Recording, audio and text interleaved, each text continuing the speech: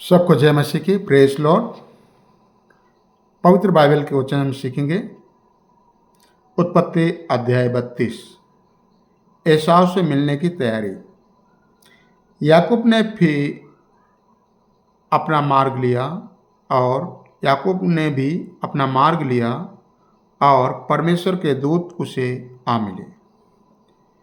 उनको देखते ही याकूब ने कहा, यह तो परमेश्वर का दल है। इसलिए उसने उस स्थान का नाम महनाइम रखा। तब याकूब ने शेर देश में अर्थात एदोम देश में अपने भाई एसाव के पास अपने आगे दूत भेज दिए और उसने उन्हें यह आज्ञा दी, मेरे प्रभु एसाव से यूँ कहना, तेरा दास याकूब तुझसे यूँ कहता है कि मैं लाबान के यहाँ परदेशी होकर अब तक रहा और मेरे पास गाय बैल गधे भेड़ बकरियाँ और दास दासियाँ हैं, और मैंने अपने प्रभु के पास इसलिए संदेश भेजा है कि तेरे अनुग्रह की दृष्टि मुझ पर हो। वे दूत याकूब के पास लौट के कहने लगे, हम तेरे भाई एसाव के पास गए थे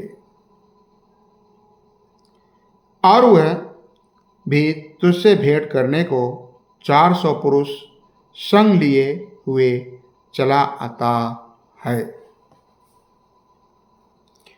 तब याकूब बहुत डर गया और संकट में पड़ा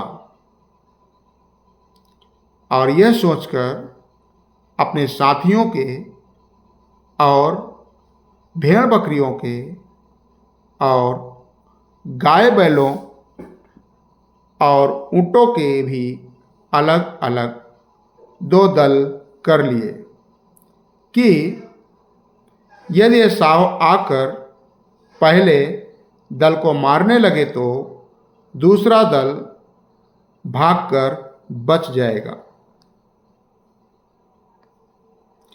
फिर याकूब ने कहा, हे यहोवा, हे मेरे दादा अब्राहम के परमेश्वर, हे मेरे पिता इसहाक के परमेश्वर, तूने तो मुझसे कहा था कि अपने देश और जन्मभूमि में लौट जा और मैं तेरी भलाई करूँगा। तूने जो काम अपनी करुणा और सच्चाई से अपने दास के साथ किए हैं कि मैं जो अपनी छड़ी ही लेकर इस यरदन नदी के पार उतर आया, और अब मेरे 2 दल हो गए हैं। तेरे ऐसे ऐसे कामों में से मैं एक भी योग्य तो नहीं हूँ। मेरी विनती सुनकर मुझे मेरे भाई एसाव के हाथ से बचा। मैं तो उससे डरता हूँ, कहीं ऐसा न हो कि वह आकर मुझे और माँ समेत लड़कों को भी मार डाले। तूने तो कहा है कि मैं निश्चय तेरी भलाई करूँगा और तेरे वंश को समुद्र की बालू के किनकों के समान बहुत करूँगा, जो बहुतायत से मारे गिने नहीं जा सकते। उसने उस दिन रात वहीं बिताई और जो कुछ उसके पास था उसमें से अपने भाई एसाव की भेंट के लिए छांट कर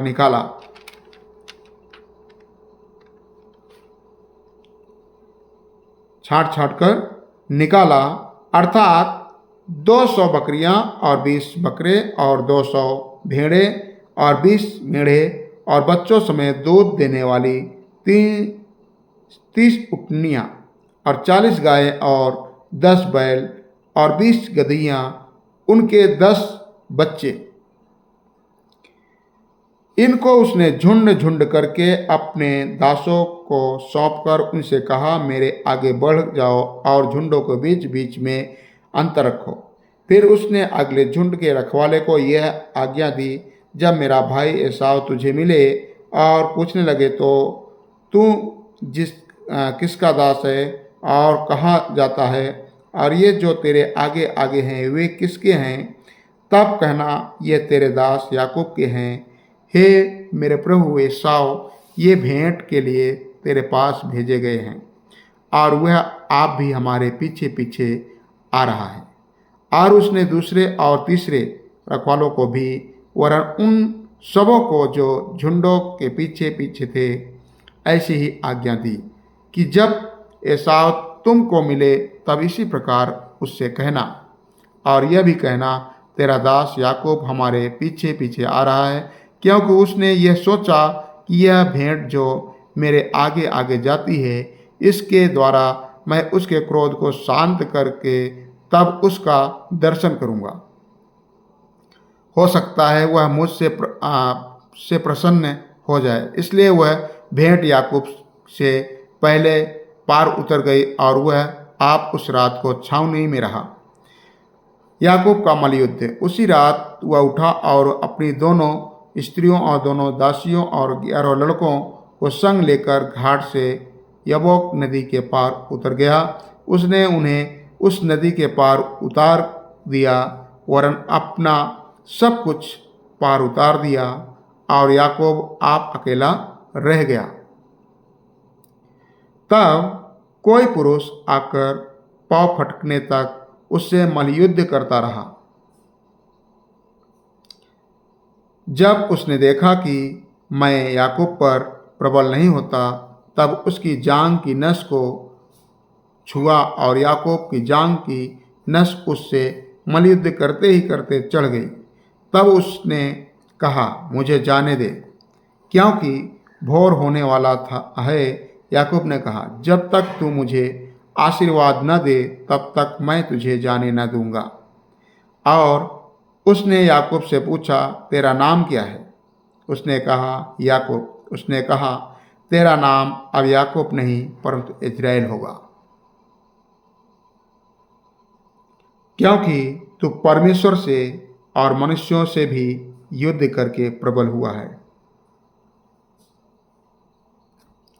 याकूब ने कहा, मैं विनती करता हूं, मुझे अपना नाम बता। उसने कहा, तू मेरा नाम क्यों पूछता है?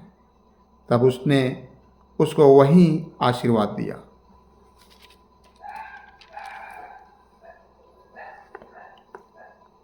तब याकूब ने यह कहकर उस स्थान का नाम पनीएल रखा। परमेश्वर को आमने सामने देखने पर भी मेरा प्राण बच गया है।